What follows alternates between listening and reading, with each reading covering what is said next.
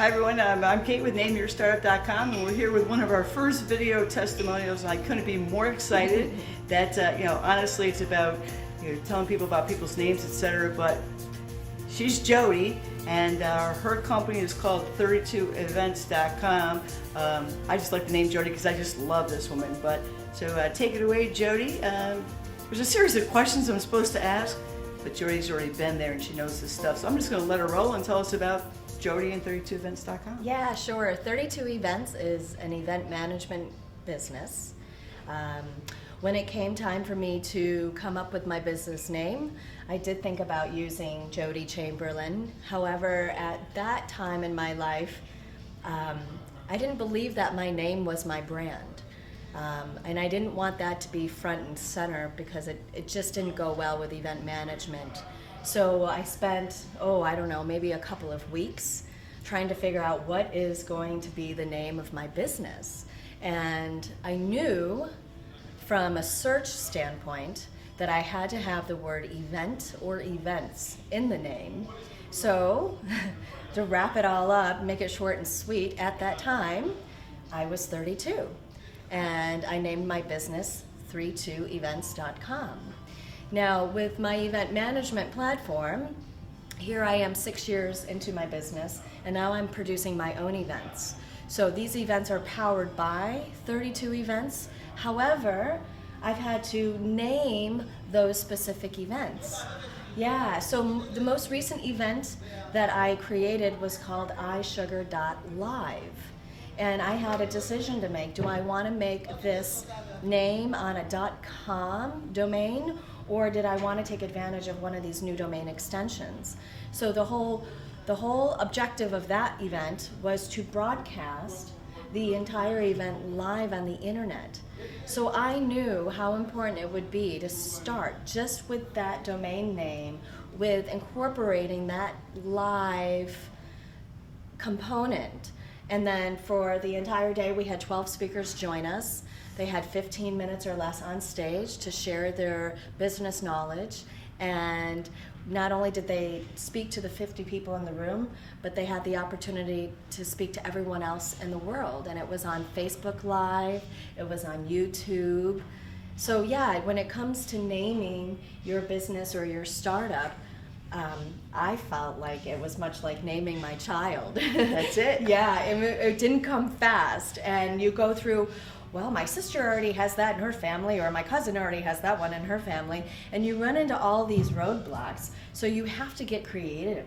And for the first business, 32 Events, I finally just boiled down to who am I in this standpoint of my life? And I was 32, and events was what I did. And because it's such a universal business, I chose the .com.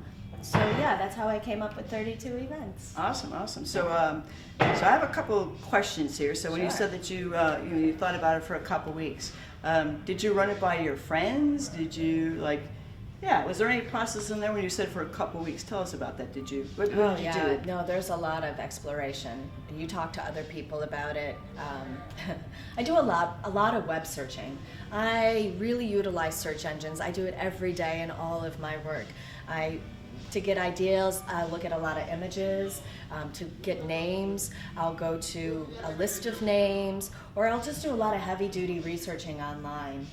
And then I just wait for that perfect moment within myself where all the stars seem to be aligning and it feels right.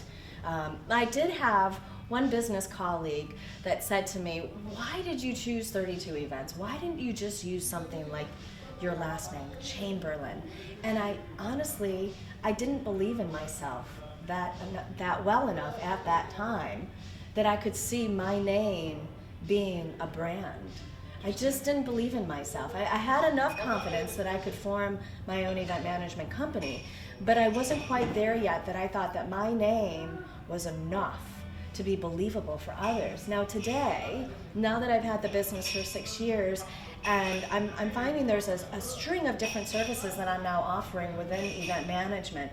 I'm helping people with creatives. I'm helping them create their first website. I'm helping them understand other aspects of analytics within events. I really see this person growing, and I feel so much more confident that, yeah, I could totally put Chamberlain on something. And yeah, I don't know if it would be event management quite yet, so I don't want to toss it out there until I'm 100% sure. But yeah, back then, my own name, no way. I didn't have enough confidence for it. I love it. That's a great point. So you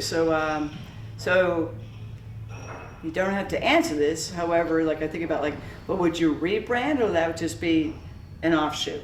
Yeah, no, I think that with 32 events, I always felt like that was the main umbrella. Gotcha. And that everything else could fall underneath it. So I've produced 2 different shows, and I always let people know that they're powered by 32 events.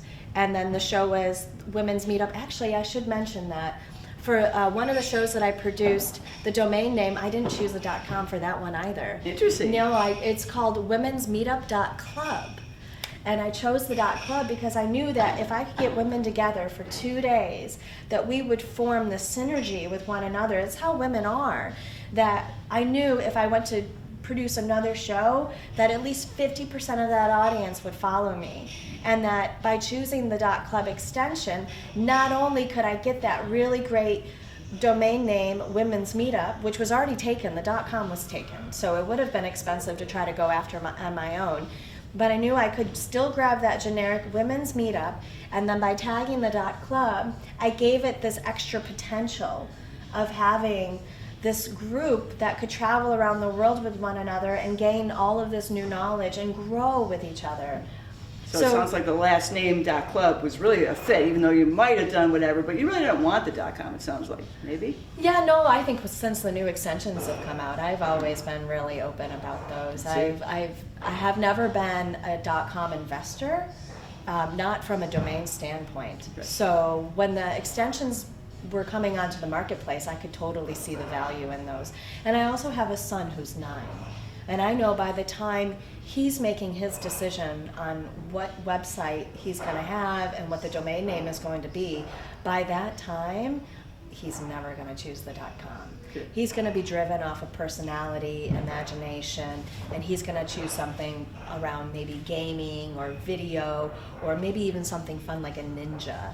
Yeah, and I know that when those extensions came out, it really wasn't about me. It was about the younger generation after us. So, yeah, when the women's idea came, the .com wasn't available. And, I mean, from a branding standpoint, it sounds like there's less work to do.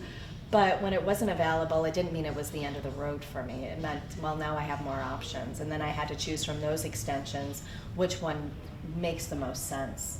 So the club for me, for that, meant that we could really embrace ourselves together in this fine box and travel the world and learn together. I love it. I love it. And talking about your son. So we were talking about. So when you think about a startup could be a book, an app, a story, whatever. It could be a baby, right? So like I know you were telling me a little bit about with your son. You were thinking about some names just in general. Can you talk a little bit about that as far as like names go, or the? Well, yeah. I mean, naming always comes. It's very personal. It is. Right? And you have to. Oh, it's a tough one because you have to almost take the emotion out of it and think of how's everybody else going to view this name, especially when it's a business. When it comes time to name like a child, you get excited and your heart knows what name it really wants, but then it goes back to, but my cousin has that name and my sister has that name, and it's not easy. So for me, I always start with what does my heart say, and I list those out, and then if they don't make sense for whatever that reason might be, then from there I start the research. Some people will take a name and say, well, what's this religious meaning of it? Or sometimes I'll go to like animals. I'll look at birds' names or different trees, and I just start grabbing all these different ideas and I'll list them out. And then from there, something really sings to me, and that's where I narrow down my list. But yeah, your family names, choosing your son's name or your daughter's name, it really starts the same way. It starts with this emotional, you're writing down the emotional things that you want, but then you've got to stop because you've got to make sure that your sister doesn't already have a Noah or your uncle doesn't have a Noah. You don't want any interruption happening. I hear so you. it's not, for me, it has never been an easy process. It's it's the process I hate the most.